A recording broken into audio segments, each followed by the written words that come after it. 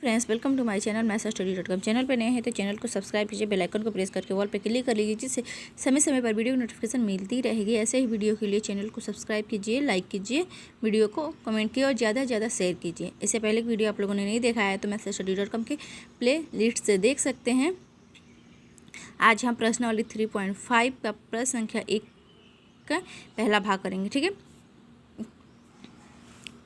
निम्न रैखिक समीकरणों के युग्म में से किसका एक अद्वितीय हल है, किसका कोई हल नहीं है, या किसके अपरिमित रूप से अनेक है। अद्वितीय हल की स्थिति में उसे ब्रज गुणनखंड विधि से ज्ञात कीजिए। ठीक है, x माइनस के 3y माइनस के 3 बराबर 0 और दूसरा है 3x माइनस के 9y माइनस के 2 बराबर 0। ठीक है, अब देखिए इसका कंडीशन ये होता है कि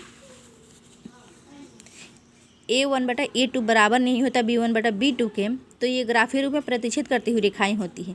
अब बीजगणित रूप में इसका अद्वितीय हल होता है। ठीक है, अद्वितीय हल होता है और a1/a2 बराबर होता है b1/b2 के, b1/b2 बराबर होता है c1/c2 के।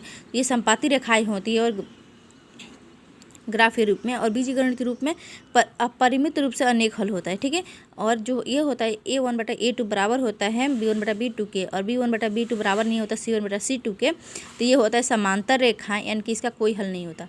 यानी कि हमें क्या रखा है कि जो हमारे पास अद्वितीय हल की स्थिति में, ठीक है, अद्वितीय हल की स्थिति में क्या रखा है, तो जहाँ पर a1/a2 बराबर नहीं हो b1/b2 के, तो उसे हम वहाँ पर ब्रज गुणनखंड विधि से हल करेंगे। ठीक है,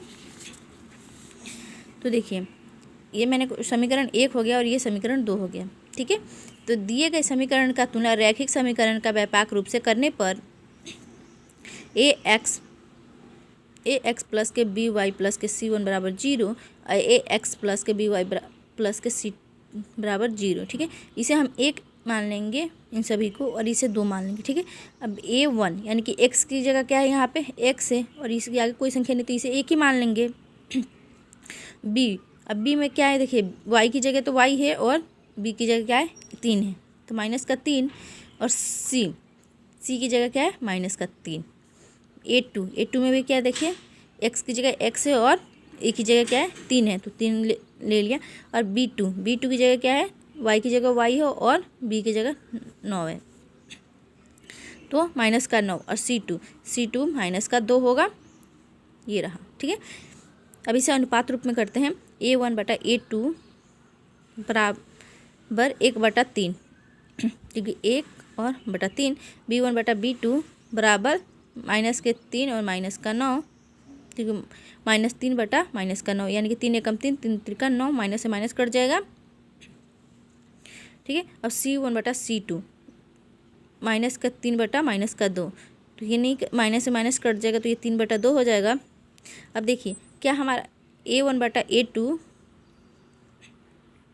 बराबर है b1/b2 के, और बराबर नहीं है c1/c2 के, यानी कि इसका कोई हल नहीं होगा। देखिए यहाँ पे, अतः दिए गए समीकरण युग्म का कोई हल नहीं होगा। ठीक है, क्वेश्चन में देखिए, क्वेश्चन में क्या क्या आ रहा था, अगर अद्वितीय हल की स्थिति में आए तो हम उसे ब्रज गुणनखंड विधि से करेंगे, अगर अद्वितीय हल की स्थिति में ना आए तो हम ब्रज गुणनखंड विधि से नहीं करेंगे। लेकिन यहाँ पे ऐसा कुछ भी नहीं आया, इसलिए हम नहीं करेंगे। चलिए मिलते हैं नेक्स्ट वीडियो में, तब तक के लिए गुड बाय। आई होप आपको ये वीडियो समझ में आई हो।